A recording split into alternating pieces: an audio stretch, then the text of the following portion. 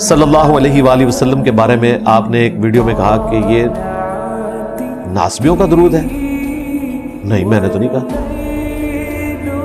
جبکہ محدثین نے زیادہ تر یہی استعمال کیا ہے. ان کو بھی ناسبی، میں نے تو نہیں کہا کہ یہ درود شریف ناسبیوں کا ہے. آپ کو میرا سننے میں کوئی خرابی لگی. میں نے تو صلی اللہ علیہ وآلہ وسلم درود کو ثابت کیا ہے. جب بریلوی کہتے تھے نا کہ یہ بدعت ہے، تو میں نے کہا یہ بدعت نہیں ہے، یہ نبی الاسلام نے استعمال کیا ہے عیسیٰ ابن مریم کے لیے صلی اللہ علیہ وسلم. صحیح مسلم میں موجود ہے اور اسی کو محدثین آگے لے کر چلے. باقی شاید آپ یہ کہنا چاہ رہے ہوں گے کہ وآلہ جو ساتھ محدثین نے نہیں لکھا تو کیا وہ ناسبی تھے؟ بالکل ایسا نہیں تھا. لیکن جو نبی الاسلام نے درود شریف عموماً تعلیم فرمایا ہے، جس کو ہم نماز میں پڑھتے ہیں، وہ آل کے ساتھ ہی ہے. دعاؤں میں بھی جو تعلیم فرمایا ہے، بخاری مسلم میں درود ابراہیمی آیا، وہ آل کے درود کے ساتھ ہے. اور سنن نسائی میں آیا کہ دعا میں لازماً درود پڑھو اور کہو اللہم صلی علی محمد وعلی آل محمد.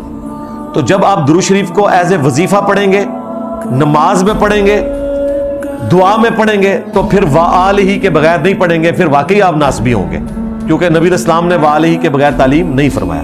البتہ جہاں عام طور پر نبی الاسلام کا کوئی ذکر خیر ہوا اور وہاں آپ نے صرف صلی اللہ علیہ وآلہ وسلم کی بجائے صلی اللہ علیہ وسلم لکھ دیا یا پڑھ دیا تو ہم کوئی فتویٰ نہیں لگائیں گے.